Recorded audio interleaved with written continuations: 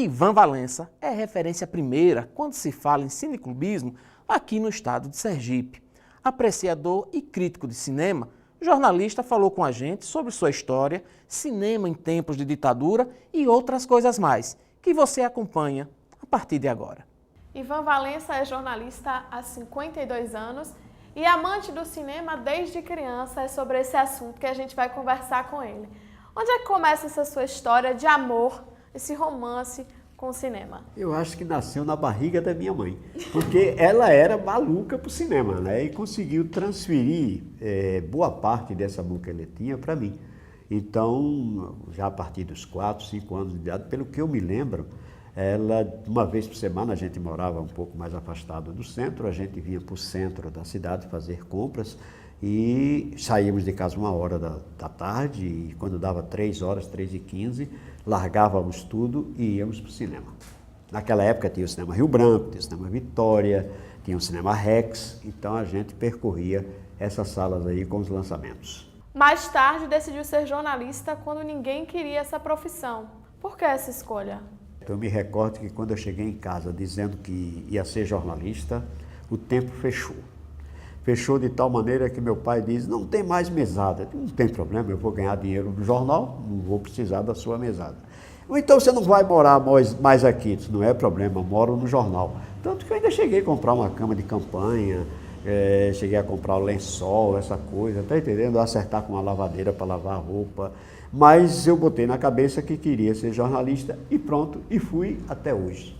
Talvez a grande receita de sucesso e de felicidade tenha sido unir suas duas paixões, o jornalismo e o cinema.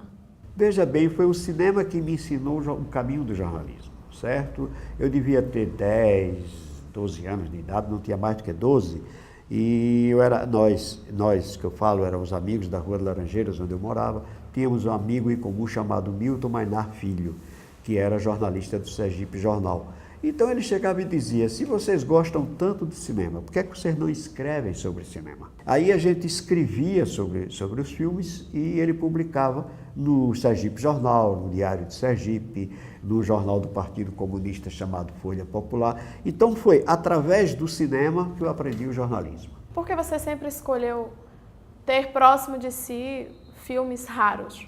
Olha, é porque justamente eu venho de uma época, os anos 40, os anos 50, em que o cinema sempre tinha coisas ótimas. Não é como hoje que você vê tanta porcaria junta de uma vez só, né?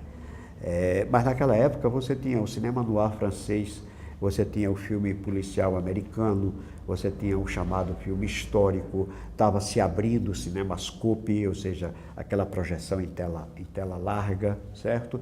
Então, isso aí eu fui colecionando o amor por esse tipo de filme, que você chama de raridade. Para mim não é raridade não, para mim é presença efetiva.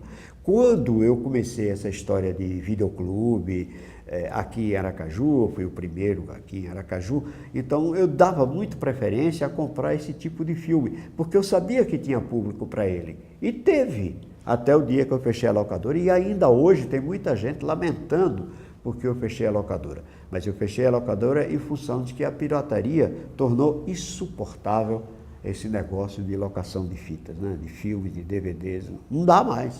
O cineclubismo surge no Rio de Janeiro em 1928 e aqui em Sergipe. Quando e como é que ele surge na nossa sociedade? Ele chegou em 1950, certo? Foi fundado Alberto Carvalho, Tertuliano Azevedo. Tertuliano ainda está vivo, ainda pode dar esse depoimento, mas o Alberto Carvalho já morreu. Mas eles criaram o Cineclube de Aracaju, que fazia suas exibições no auditório do Instituto Histórico e Geográfico. Eu ainda frequentei umas 2 sessões, porque na maioria das vezes os filmes eram proibidos para menores. Quando eles passavam um filme censura livre, eles me permitiam entrar para assistir. Esse primeiro cineclube deixou uma marca, deixou uma história em toda a geração daquela época, pela exibição de filmes que não chegavam comercialmente a Aracaju. Por exemplo, você lembra de algum filme? Por exemplo, um filme de Clouseau chamado O Salário do Medo, certo? Entre tantos e tantos outros, era praticamente um filme por semana, um filme a cada 15 dias, e normalmente eram filmes muito bem badalados pela crítica, não pelo público, né? O público dava preferência ao filme colorido, ao filme espaçoso, ao filme bonito, mas nós privilegiávamos o filme em preto e branco, e que tinha valores artísticos que você poderia discutir e debater depois. Foi sob essa orientação que posteriormente, já nos anos 60, 63, 64, eu fundei dois cineclubes. Fundei o Clube de Cinema de Sergipe, que teve que ser extinto porque o golpe de 64 começou a pressionar a gente demais, e depois fundei o Centro de Estudo Cinematográfico de Aracaju, que também teve que ser extinto, mas aí já anos depois, porque a censura não permitia que a gente exibisse alguns filmes de qualidade. Ela queria passar o filme para ela assistir primeiro, para que depois a gente exibíssemos para o público. Como é que você avalia um bom filme? O que é que não pode faltar para você assistir um filme e se encantar por ele?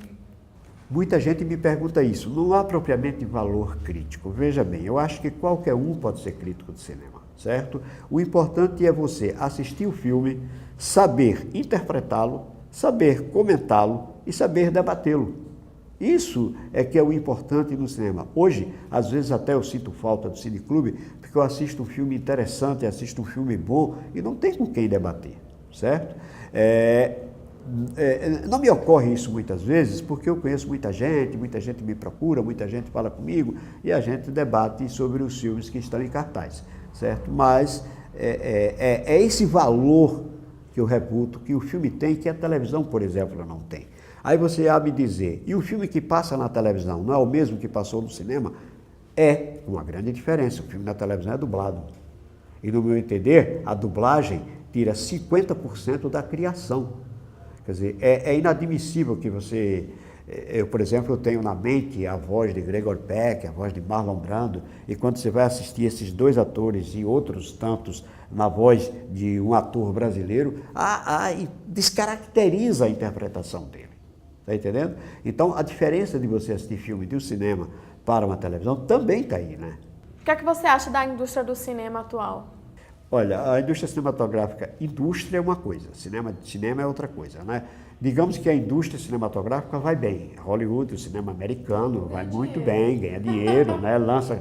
Toda semana lança 1, 2, 3, 4, 5 filmes. Algum pode perder dinheiro no cinema, mas vai ganhar depois em DVD, vai ganhar depois com a exibição na televisão a cabo, depois na televisão aberta, depois faz relançamento. Mas o cinema em si, repara bem, ele tem hoje grandes dificuldades. Porque os cinemas de rua, os chamados cinemas de rua, que você chegava em tudo que era bairro, aqui em Aracaju era assim, no Rio de Janeiro era assim, em Salvador também era assim, e que você chegava num bairro, tinha um cinema para aquela comunidade. Hoje não tem mais. Aqui em Aracaju você só assiste filme nos shoppings.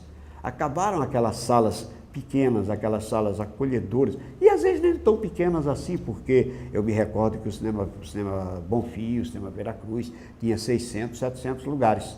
Certo? Então, você vai para o shopping, hoje tem o quê? 400 lugares. O cinema do shopping é mais elegante, é mais bonito, talvez seja mais confortável, mas os cinemas de antigamente tinham essa atração de que estava junto a você, na sua comunidade. A pergunta que não quer calar, dentro de tantos filmes que você já assistiu, qual seria o que você traria como indicação para as pessoas? Todo mundo me pergunta isso, mas eu não tenho um filme que me marcou na minha vida. Eu lhe diria que eu tenho um conjunto de filmes. Por exemplo, se você me perguntar qual o filme melhor que você assistiu, eu lhe diria 4 ou 5. Os filmes de Chaplin, Luzes da Cidade, Luzes da Ribalta, O Circo, Em Busca do Ouro. São filmes que marcaram toda uma geração. E não foi a minha geração, já tinha marcado antes. Mas se você assiste ainda hoje, são filmes excepcionais. O Cidadão Kane de Orson Welles, há poucos dias eu revi, ele continua fantástico. É um filme que parece que foi feito ontem. Então, quando o filme é uma obra de arte, o tempo não faz muito mal a ele. Ele vai passando, e o tempo vai passando e o filme continua lhe interessando a você só não, interessando a todos os públicos. O tempo passou e as suas memórias precisam ser lembradas. É para isso que aconteceu a entrevista com Matéria Prima. Muito obrigada. Manda as ordens. Parabéns pelos estudos. e pela escolha maravilhosa de juntar o jornalismo com o cinema. Deu certo. Deu certo.